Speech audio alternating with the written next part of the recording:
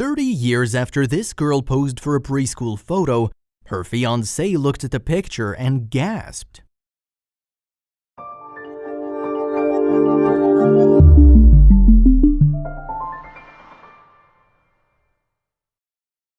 But before we start, please make sure to subscribe to m&rtv and hit the bell so you never miss any upload from us. Also, leave a like right now.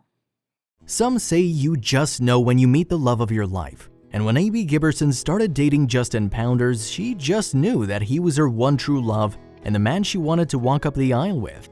But when she showed him a picture of herself in preschool, he looked at it in shock. What he saw in the corner of the photo completely blew his mind. Giberson grew up in St. Petersburg, Florida, and when she was in preschool, she had a crush on a little boy in her class. The cute kindergarten romance involved playing with the building blocks, eating lunch together, and enjoying games of tag in the schoolyard. And although more than 30 years have passed since then, their teacher still remembers it well. One-time owner and teacher at Sunshine Preschool, Diane Tarr recalled the toddler's brief alliance. She told People in November 2015 they had a blast with each other. It was a quiet, bashful romance. They liked each other from afar. It was a young love, like a sweet crush. As the kids were only 3 years old, however, this love affair wasn't destined to last. Inevitably, Giberson and her toddler Beau went their separate ways after they graduated kindergarten. And eventually, Giberson moved away to university and forgot all about her preschool crush. As she moved into adulthood, though, Giberson's romantic life proved far from perfect. She'd been hurt so often, in fact, that her friends began stepping in with advice, telling her not to be so full-on in her romances. In November 2016, Giberson told Cosmopolitan, "People would tell me, 'Don't be so open, Amy, don't trust so easily.' But if I stopped doing that, it wouldn't be me. It's just absolutely nuts that I was the tragically misguided girl who was always let down." By the time she turned 32, Giberson had returned to her hometown of St. Petersburg and felt ready to settle down. And to increase her chances of finding her dream man, she signed up to an online dating site. Then her profile caught the attention of fellow St. Petersburg local Justin Pounders. Just like Giberson, Pounders had recently returned to St. Petersburg, and he had a heartbreaking love story on his own. In 2012, his fiancée Adrienne Roberts was attacked and tragically killed the night before the couple were due to move in together. She was on her way home from farewell drinks with her roommate when the murderers struck. 2 years later, Pounders felt finally ready to move on from his devastating loss. So he returned to St. Petersburg looking for love, and that's when he came across Giberson's profile on the dating site. Both Pounders and Giberson felt an instant connection. Pounders told People in November 2015, "I saw her photo and for whatever reason was instantly drawn to her. She just had this great energy, you could tell. I can't explain it, but I knew I had to get to know this girl." Wasting no time, the pair arranged their first date. On December 3, 2014, the two met for dinner at a restaurant. Giberson, for one, felt an immediate attraction. She told People, "When we met up and we hugged, it was like I'd known him my whole life." Their connection was so strong, in fact, that their waiter marked the date on their dessert plate. Giberson later told Cosmopolitan, "Not even halfway through dinner, I found myself shivering because I was so excited. I remember telling myself, I'm going to be having dinner with this man for the rest of my life." They began to meet up every day, and quickly their love blossomed. After 2 months of dating, Pounders made a confession. Giberson told Cosmopolitan, "Justin casually mentioned he always liked my name because his first crush was a girl named Amy in preschool. I joked and said, well, it wasn't me, so I don't want to hear about this Amy." A further month into their blooming relationship, Giberson noticed Pounders touching a scar on his forehead. He revealed he'd been playing on the monkey bars in preschool when he fell, cutting his head open. It was then that they discovered they had more in common than they first realized.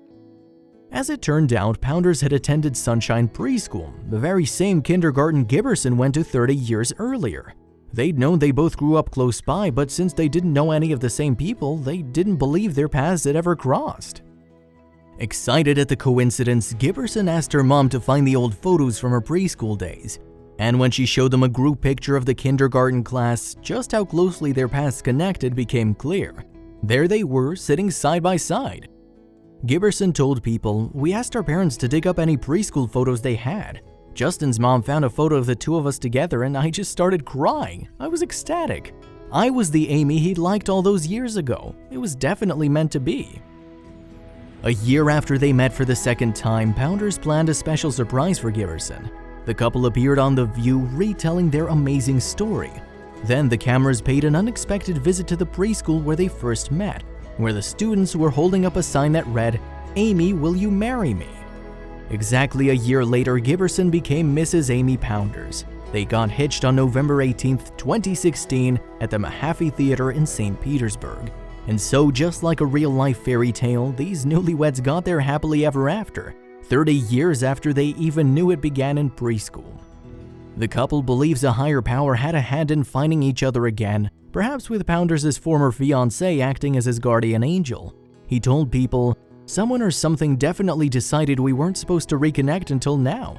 And Giberson added, "If you keep an open heart and an open mind, you can find your true love. You just have to believe and have faith."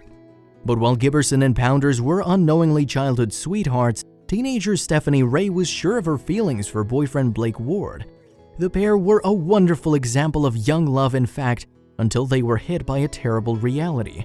And in the middle of her ordeal, Stephanie was faced with an impossible decision that one never hopes they'd have to make. The heat wave of summer 2018 touched almost every region of the UK, including Wales. So it's not surprising that 16-year-old Blake Ward decided to go out for a swim in the sea one day. At the time, he was visiting the town of Tywyn in Gwynedd on a family trip. Blake and two other teenagers from the same family had gotten into the water to try and cool off, but they soon ran into problems.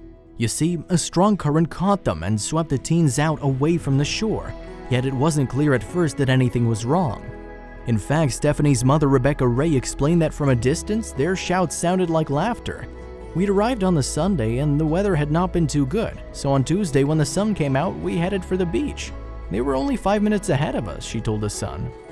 "When we got to the beach, I could hear them shouting, and at first I thought it was screams of laughter," Rebecca explained. "Then I said to my sister, 'Are they in trouble?' We dumped everything and ran over to the rocks. By the time the women got there, however, the teens needed more help than they could give. Consequently, the young swimmers had to be pulled from the water by the Royal National Lifeboat Institution (RNLI) volunteers, who administered CPR.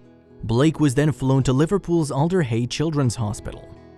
Although Blake had coveted a military career and had been in very good shape, he hadn't been a good swimmer. And tragically, his turmoil in the sea had left him with severe brain damage. So as his family stood next to his hospital bed, they had little hope of him surviving.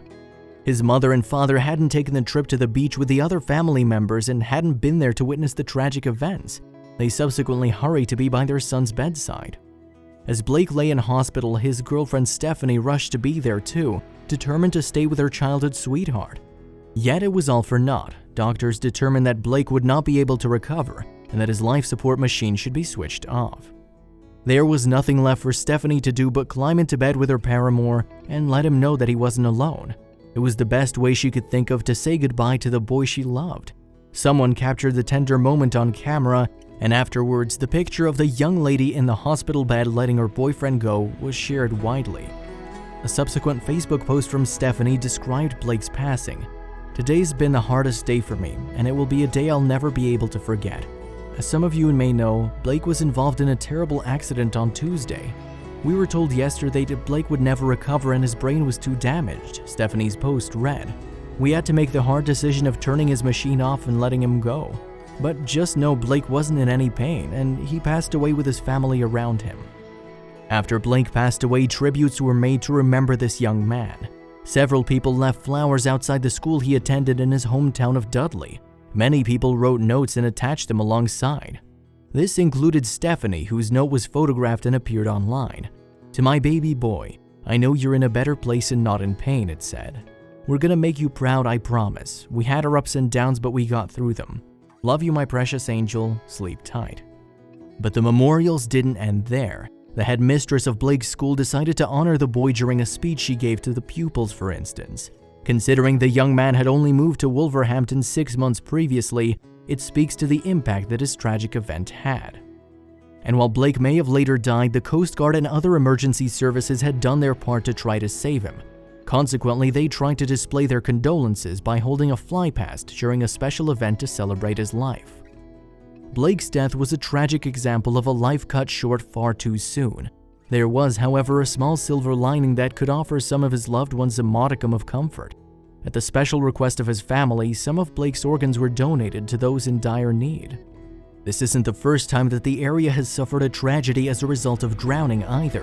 When two girls got into difficulties back in 2015, 74-year-old Richard Gasped died during a rescue attempt. Ultimately, the girls were saved, but Gasped never made it back.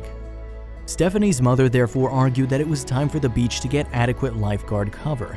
"We can hope that lessons can be learned from this," she told Cambrian News. "We hope it'll help to get the proper people onto the beach so this will never ever happen again." That being said, it doesn't look likely that the beach will be monitored more closely. The local council insists, in fact, that the funding isn't available to bring RNLI lifeguards to the beach in question. A crowdfunding page for Blake's wake promises, however, to use any excess as a donation to the air ambulance and others.